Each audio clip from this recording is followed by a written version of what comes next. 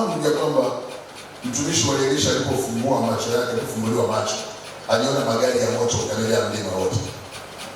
Kwa hiyo katika ulimwengu wa roho kuna magari. Na hata siku ile anachukuliwa, ilionekana gari la moto lilimchukua na likaondoka kwa upepo wa kisulisuli. Kwa hiyo huko angani, upande wa malaika tumefahamu kwamba kuna magari ya moto. Sasa hatujui upande wa shetani kama hakuna hata baiskeli huko.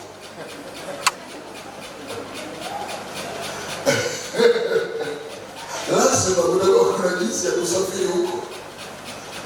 Na kweli niwaambie kwamba upande wa shetani, kwa sababu shetani sio Mungu, hawezi kuumba. Kwa hiyo anachokifanya ni kukopi mambo ambayo yako upande wa Mungu.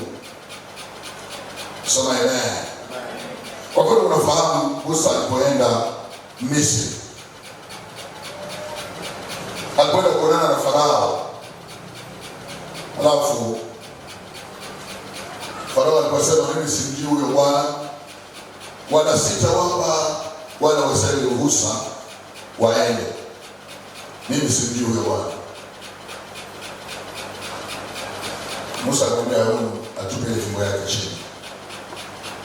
Ile fimbo ikageuka ikawa nini? Ikawa nyoka. Hilo alikumshtua Farao. Alijua huo uwezo hata watu wake wanao. Na akaita waganga wake wa Misri. Wakaja na wao wakafanya muujiza huo. Wakugeuza fimbo zao zikawa pia nini? Nyoka. Sema amen. Baadaye unafahamu of course nyoka ya Musa ilitoa nguvu kabisa zile nyoka za waganga wa Misri. Lakini sidhani kama ilimshtua sana Farao. Aliona anyway, next time tutajiandaa vizuri, labda tupate mafimbo makubwa kama magogo hivi, ili yakigeuka yapambane na hiyo fimbo ya Musa. Hakushtuka sana. Baadaye ukaja muujiza wa pili. Musa akamwambia Haruni aguse fimbo yake kwenye maji ya Misri na kwamba yote yageuka kuwa damu. Wale waganga wa Misri wakachukua mali machache yaliyobakia, na yenyewe na wao wakafanikiwa kuyageuza yakawa damu. Hiyo ikapita. Baadaye kaja muujiza wa tatu. Wale waganga wa Misri, muujiza ulikuwa ni Musa aliamuru kuwe kuna vyura katika nchi nzima ya Misri mpaka nyumbani kwa Farao. Farao akamwambia waganga wake, na nyie fanyeni vyura muonyeshe Musa. Na wao wakafanya vyura. Tuko pamoja hapo? Sio vyura fake, vyura. Waganga walifanya vyura. Kwa Biblia inasema kuna wachawi wapo. Wewe ukifanya mwanasayansi unasema wapo. Acha wajanja wako pale Mnazi Mmoja. Wanaosubiri watu wana kijiji wanaingia mjini wenyewe. Wapo wenyewe wachawi. Wanaweza kufanya mambo makubwa ya kushangaza kabisa watu. Ukaja muujiza wa nne. Musa akasema vumbi yote ya Misri na yageuke na yawe ni chawa. Naomba nikusomee mstari. Kutoka sura ya 8 mstari wa 19. 18.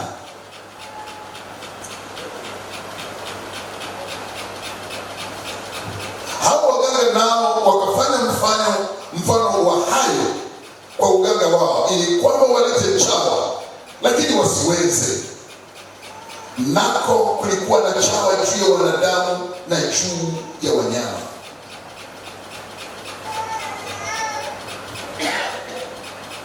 Sio kwamba uchawi wao usingeweza kuleta chawa, ila Mungu alizuia. Aliwacha muujiza wa kwanza wakafanya, wa pili wakakopi, wa tatu wakakopi, ilipofika wa nne wakajaribu. Biblia inasema wasiweze. Mstari wa 19, ndipo wale jambo hili ni chanda cha Mungu. Haleluya.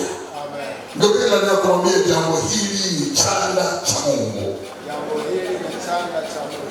Wiki hii kuna mambo yatafanyika kwenye maisha yako, na waganga na wanajimu na wachawi wa mtaani wako watajua jambo hili ni chanda cha Mungu. Sema amen. Sema tena amen. Sasa unafahamu chanda cha Mungu katika safari ya wana wa Israeli, hilo ndio limetumika kama mara mbili. Limetumika hapo, halafu likaja kutumika tena, kwamba zile mbao mbili za Musa ziliandikwa kwa chanda cha Mungu. Yesu alipokuwa anaongea na wana wa Israeli, akijua wanafahamu habari ya chanda cha Mungu, akawaambia, lakini mimi nikitoa pepo kwa chanda cha Mungu, kwa kidole cha Mungu, jueni ya kwamba ufalme wa Mungu umekaribia. Hii ni wiki ya Roho Mtakatifu. Ana jina lingine linaitwa chanda cha Mungu. Haleluya. Anapotokea yeye, waganga na wachawi na wanajimu, shughuli yao huwa imeishia hapo, hawawezi kuendelea tena. Anapotokea yeye, mapepo na majini, shughuli yao huwa imeishia hapo. Sema amen. Karibu kwenye wiki isiyo ya kawaida. Nasema hii ni wiki ya chanda cha Mungu. Hii ni wiki ya udhihirisho wa nguvu za Roho Mtakatifu. Sema amen. Sema tena amen. Sasa Mungu nake niongee na wewe ambayo ya jambo kidogo. Niwahi kusikia habari ya wana. Wale polisi kwa kuna watu wanaitwa wana. Niwahi kusikia. Wewe mwambie. Wale wanadamu ambao inaaminika usiku huo wanaruka kwa nguvu za kichawi. Niwahi kusikia.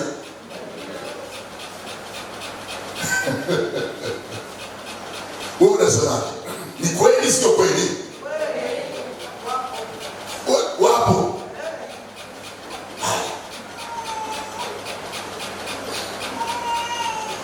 Sasa kama nilivyosema, katika ufalme wa giza shetani sio Mungu. Kwa hiyo hawezi kuumba kitu kipya.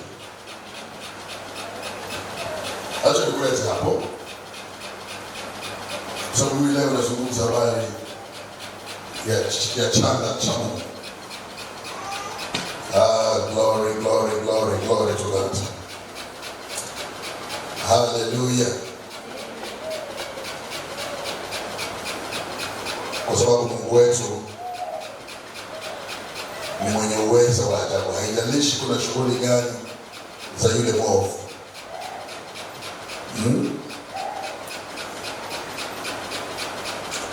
Anapotokeza Mungu Roho Mtakatifu, huwa tayari mambo yameishia hapo. Nataka nizungumze na wewe juu ya uchafu huo na kazi ya Roho Mtakatifu. So amen.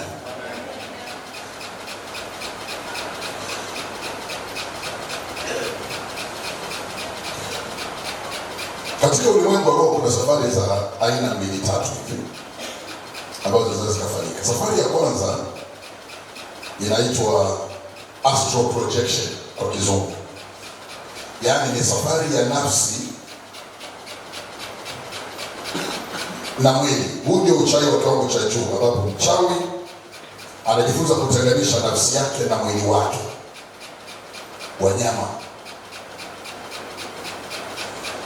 Yaani mchawi anaweza akaacha mwili wake nyumbani. Kama mume wako ni mchawi au mke wako ni mchawi, unaweza kuwa unabisha. Sio kweli. Mbona alikuwepo kitandani? Hata watu wanasema, mbona tulimuona? Unasikia hiyo? Hiyo sasa inaitwa astral projection. Kwamba anaweza akaacha mwili wake, akaondoka roho na nafsi, ndio akaondoka. Kwa mwili ukabakia pale. Alafu kuna kitu pale kinaeleweka pale. akasema kuna uzi wa nafsi unaomuunganisha yeye na mwili wake. Tutazungumza kidogo hapo.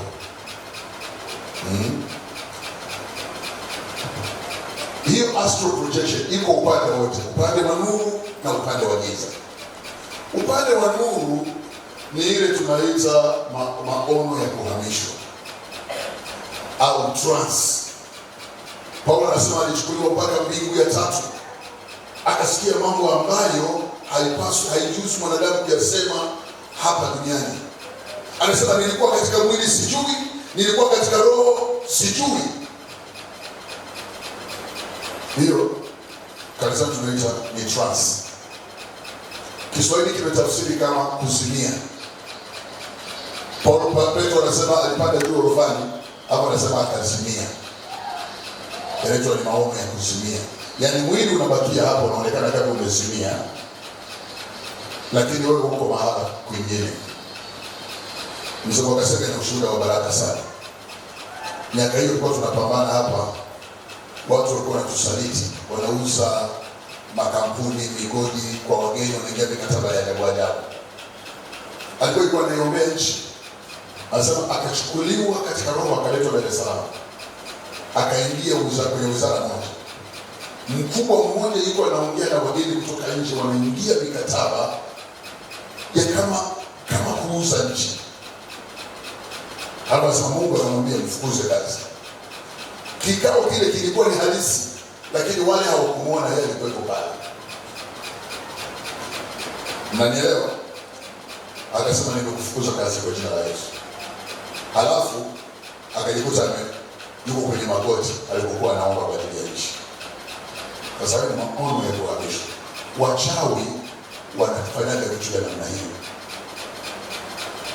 Kwa hiyo maana mchawi ambaye anaruka kwa jinsi hiyo hawezi kuondoka na hela mezani, sababu kuondoka na roho.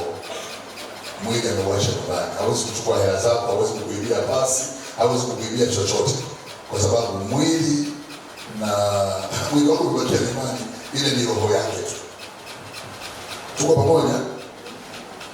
Sasa kichawi hiyo wenyewe wanaita ni astral projection.